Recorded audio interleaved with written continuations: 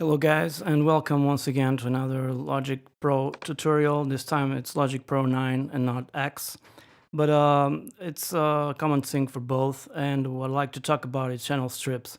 So basically, this is a very good tip for your workflow. Once there comes one thing that also comes with templates.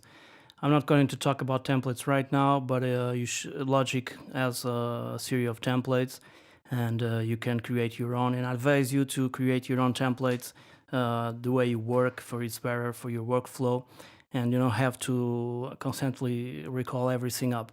So I've got here two guitar tracks, and this is my guitar where my guitar is connected to this one, and they have some stuff going on here on the channel strip. First of all, I've got a tuner here. It's in bypass right now. Then I've got a noise gate. Going to open. I also have my pedal board with some pedals already engaged, and amp designer where you can select your amp, your cabinet, your speaker, and the type of microphone. Also, I have some EQ here and some compression. Bear in mind that there are two ways of creating these channel strips, and Logic puts them for you. So when you open a new track, and I've got this new track here, and if I go here, there's two ways of doing this. You can come here to the left side, to the inspector window, and where it says setting, if you click, you'll see there's a lot of stuff here. If I want electric guitar, I can choose from complete rigs to clean, crunch, distortion. The other way is coming here to this browser, electric guitar, and then you choose the preset. Once you choose the preset, I'm gonna choose one clean reverb here, and there's several to choose from. Like I'm gonna choose British combo clean verb. Okay, automatically Logic will load in that channel strip some sort of amp. In this case, the same amp showed before, a channel compressor, a channel EQ compressor, and a pedal board. The tip for today is for you to build your own channel strip and name it. So this channel strip is made by Logic. This one is also made by Logic, but I've made some modifications to it. So let's start kind of like of scratch. You can reset here the channel strip, and it will go to 0 with nothing selected. Even the color will change. But you can call one of the channel strips already built in, and then start build your own from there. So there's a noise gate. I'm going to keep it. There's a tuner. I'm going to keep it. I'm going to start with the amp. So in the amp, you got several options. I'm connected to my amp box 2 with my Les Paul on the neck position, and with this sound right now.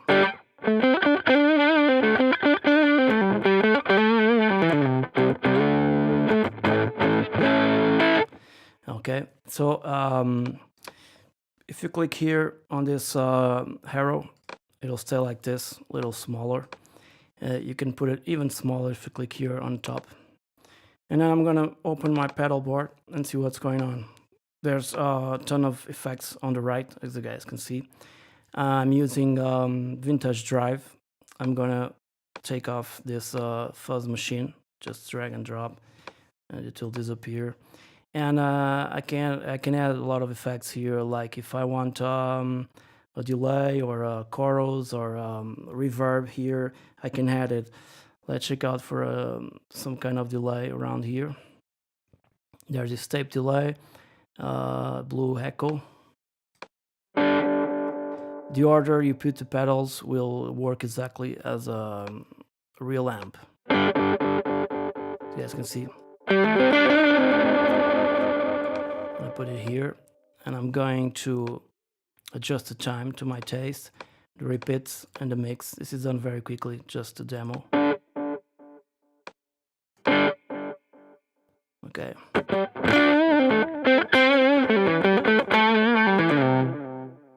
All right, a little less mix around here, maybe 8.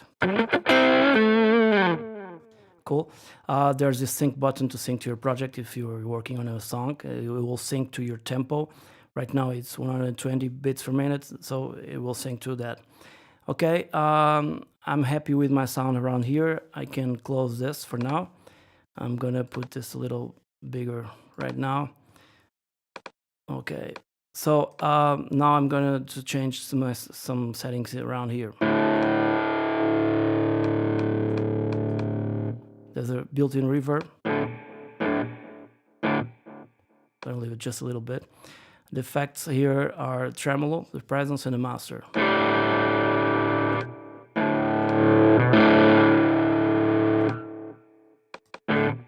Let me change my microphone to a dynamic and change the position.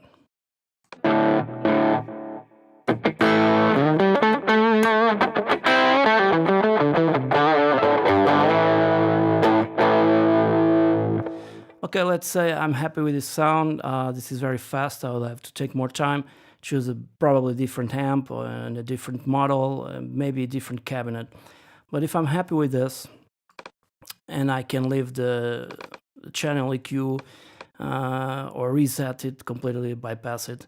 Probably, if you want to do this properly, I would advise you to remove the channel EQ and also remove the compressor, because you'll add that later on a mix. So your sound is just basically the pedalboard and the amp design. Okay, now all I have to do is come here, click again, and there's this save channel strip setting as. Okay, so I'm gonna name it Les Paul Crunch. All right, so save it. It'll save it to the presets. And now on this guitar I have here, if I come here, there's a list here where I've saved several amount of a few at least presets, channel strips, and I'm gonna recall my Les Paul Crunch. Okay, so this is the way it works.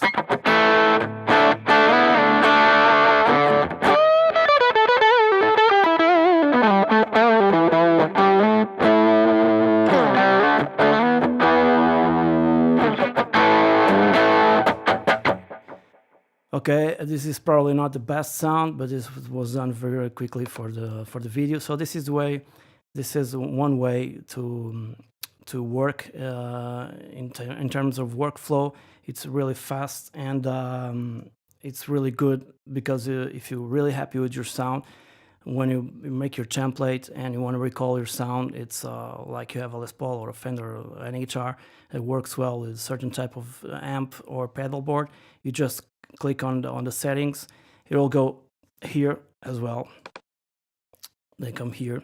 Probably you can organize this in folders, but I've not yet learned how to do it to be more simple than this. But it's the same thing. So basically, this is a workflow tip, and I hope you guys enjoyed the video. And if you have any questions, leave me a comment below. And once again, thank you and cheers.